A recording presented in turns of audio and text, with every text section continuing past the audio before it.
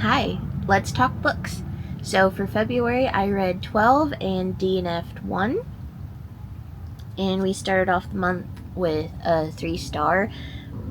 It was called Death to Valentine's Day. It was part of the Prime short story novella collection, and I thought it was mid. I gave it 3 stars. I wished there was more girlhood and less jealousy involved in it, but it was okay for what it was. The next one was I listened to Every Time I Go on Vacation, Someone Dies, and I thought it was okay. That one got a 3-star as well. I didn't fully see who the villains were at the end, but I probably should have. I didn't love the characters. They were all pretty um, self-involved. But basically, that one is about this author who goes on a book tour, or a book, not a tour, but basically an event with some super fans, her sister who also manages her accounts, and an ex-boyfriend who is also the love interest in her viral book series that she's trying to end, and he's convinced that someone is trying to kill him. So the whole book is about whether or not they believe him and investigating it, and things happen, and I thought it was okay. I didn't like any of the characters. So that one was just middle of the road for me. But next, I read Fan Service, which is about this child actor who was on a very famous TV series called The Arcane Files. Think Supernatural type-esque show. Where he plays a werewolf, and years after the show's ended, he's trying to get it revived, and he starts showing symptoms of turning into a werewolf. So he goes to the woman who ran the fan forum back in the day for the basically the wiki page for the TV show, and she was a moderator, and so he goes to her and asks her for help through his werewolf transformation. And I liked it. It is an age gap romance, so if you don't like the age gap, you're not going to like it. And the male main character is a bit of a jerk, but he's also never known what true love was. There's a couple of times in the story where he mentions that the only people that are around him are people that he's paying to be there. So I love seeing his growth and her growth as well, and how they push each other. They see each other and they push each other to be better versions of themselves and grow together, and I really like that. So I gave that one 4 stars. So next, I read another Ashley Poston. I finally read The 7-Year Slip, and I loved it. It's a magical apartment that alters time, where you can go 7 years in the past, and it's random. You can't control it. And I loved the 2 characters. I loved seeing the past versions of them, but also how the main character tried to reconcile how Clementine tried to reconcile how the main guy got to who he was 7 years in the future, which is her present, and she's trying to figure out, like, hey, you're not the same person that it was 7 years ago, but what happened? But I loved the characters. I loved the exploration of grief and healing and how time changes everyone, and I love how everything was so interconnected in that apartment, and it really felt magical, and the story was so emotional. I gave it 5 stars. Ashley Poston did her thing with this one. I would 100% recommend it. And then next, I finally finished Mate by Ali Hazelwood, which was the sequel to Bride, and this one followed Misery's best friend Serena, who is a werewolf-human hybrid, and she basically has to trust the alpha of this pack to keep her safe. While it was slow at first. I ultimately gave it 4 stars because once it picked up, it really picked up, and I got into a point where I couldn't put it down. I had to find out what happened next. I'd say the last 2/3 of the book. So the first third was really slow, but the last 2/3 was where it really picked up for me and it got interesting and I was sucked into it. I do still prefer Bride, but mostly because I love vampires and their dynamic, and I liked Misery's dynamic over Serena's. Like I said in a previous video, I think I preferred how Misery was, her ultimate goal was to find out what happened to Serena and to find her best friend because of her love for her sister, and Serena kind of flipped it where she pushed everyone away in order to protect them, and I don't love that, so that brought it down a little bit, but overall it was really good. And then my 6th one of the month was Count My Lies. I listened to it on audiobook and I really liked it. That one got a 4-star. It reminded me of The Last Mrs. Parrish, so if you've ever read that, you'll know why. After 60%, there was a POV shift so the whole first 60% was in Sloane's point of view, and then after that we get someone else's. And at first I was confused. I didn't really like it, but by the end I understood the need for it, and I grew to actually like having that point of view in there.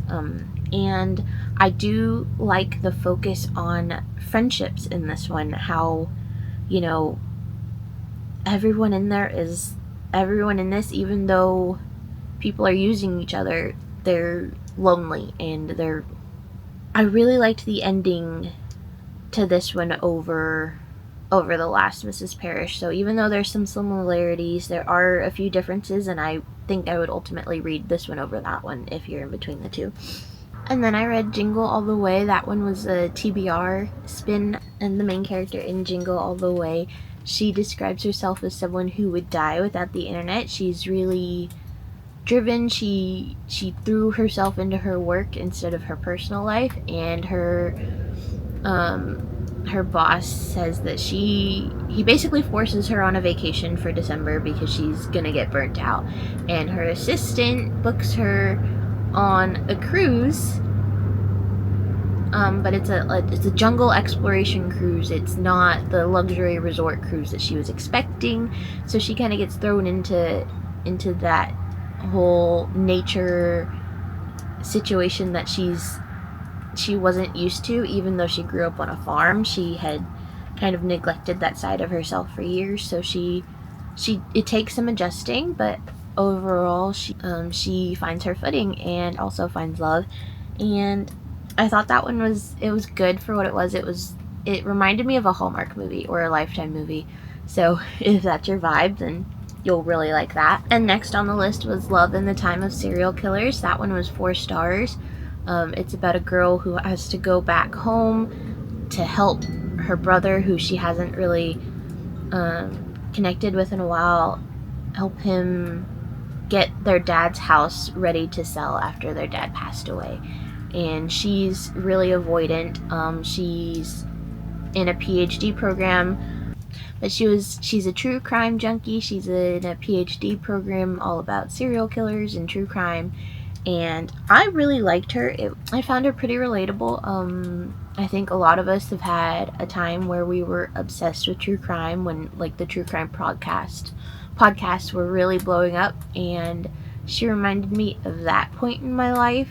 I did get annoyed with her avoidance, but it was understandable, and I loved the relationship with her brother. I think that was the star of the show, because even though she hadn't really reached out and they hadn't had much of a connection because she chose to go with her mom in the divorce and he stayed with his dad, he was so sweet and supportive, and it was like the distance between them didn't matter, and I really loved that sibling relationship and watching her come to terms with it and realizing that she doesn't have to push everyone away. She could thrive with that relationship in her life. And I also think the romance in it was super sweet, so I recommend that one. It was 4 stars. And then this next one, I highly, highly, highly recommend the audiobook for it.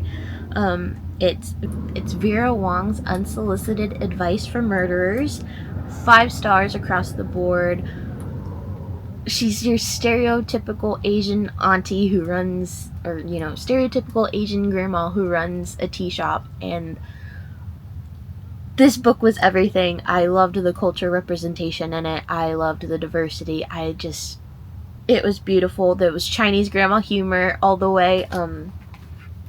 So basically, she runs a tea shop, and one day she wakes up and finds that there's been a murder in her tea shop. There's a dead body, and, you know, she draws the outline of the body in Sharpie for the cops, because that's what she saw in crime TV shows, like those crime, like CSI investigation shows. And she's adorable. When the cops came, she was insistent on trying to give them tea. And she's so funny. There was one quote that I had to, even though I was listening to it, I had to stop and write it down, where the cop was questioning her and said, "Did anything strike you about the body?" And Vera answers, "Well, yes, it was dead for one." And that deadpan humor was just everything to me. I love the found family aspect in this. Basically, Vera, the cops don't think it was a murder, but Vera is insistent that it is, so she sets up her own little operation to figure out who the murderer is. And this is wonderful. Like I said, the found family in this was everything to me. I highly recommend this. It was 5 stars. And then after that, I read The Favorites, which I will be talking about in next week's video.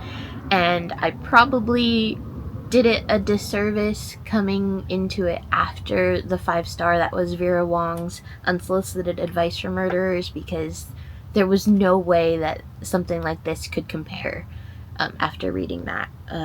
I did end up giving it a 3-star. It was okay. Maybe I would have liked it better had it not come off of a 5-star read, but it seemed to drag on a little bit too long for me, and I felt like a lot of it was drama for drama's sake. It is a loose retelling of Wuthering Heights, so if that interests you, you'll like it, but it's done in the ice skating, ice dancing world. So if you're not into sports and ice skating, that might not appeal to you, but I have heard that other people really like it despite not caring about that Lane Fargo made them care about it. I, however, didn't really feel the connection with this one. But after that, I finally finished Bury Our Bones in the Midnight Soil, and that one was 4 stars. I started it months ago, and I kind of quit around the 90-page mark because the rage that I was feeling for Maria's situation and her background was getting to me. But when I picked it back up, once we hit the 100 to 130 or so page range, and we started getting more of the vampire aspects of it, I loved that. But ultimately, it's a story about hunger, it's a story about life, and carving your own path, and it's vampires. It's very toxic relationship heavy. It's very character driven, more so than plot driven, but I enjoyed it. It's V.E. Schwab. She's an auto-buy author. She's one of my favorites. Everything that I've read, I've pretty much enjoyed.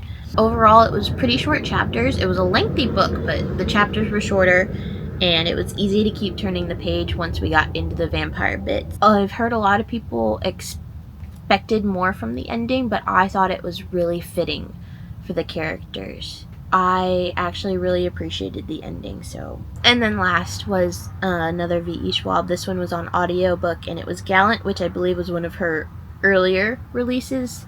Bury Our Bones is the newest until her next one comes out next month, which I'm excited for. But Gallant was a 3-star. I think if I wasn't just listening to it as an audiobook, if I had been physically reading it, I probably would have enjoyed it more. And if it wasn't right after Bury Our Bones, I probably would have enjoyed it more. But 3 stars is still good for me. It's a younger protagonist. I liked the representation in it.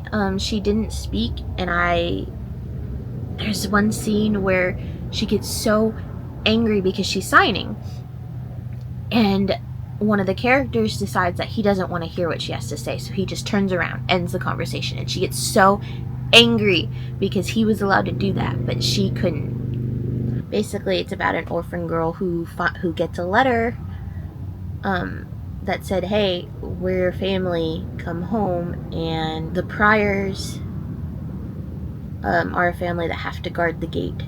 Otherwise, death would come over into their world. And so there's a lot to do with with death and grief and loneliness, and I thought it was really, really good. But like I said, coming off of Bury Our Bones probably detracted the rating a little bit, and also listening to it instead of really immersing in myself into it with my eyeballs probably detracted from the rating. But overall, it was still good. 3 stars. And there was one DNF of the month. I briefly mention it a little more in the next week's video. And that DNF was And I Darken by Kirsten White. And ultimately it comes down to it's a younger age range of characters, a little too young for me, and I didn't know that going in. I'll probably pick it back up eventually, but for now, that one is a DNF, and that was the one DNF of the month.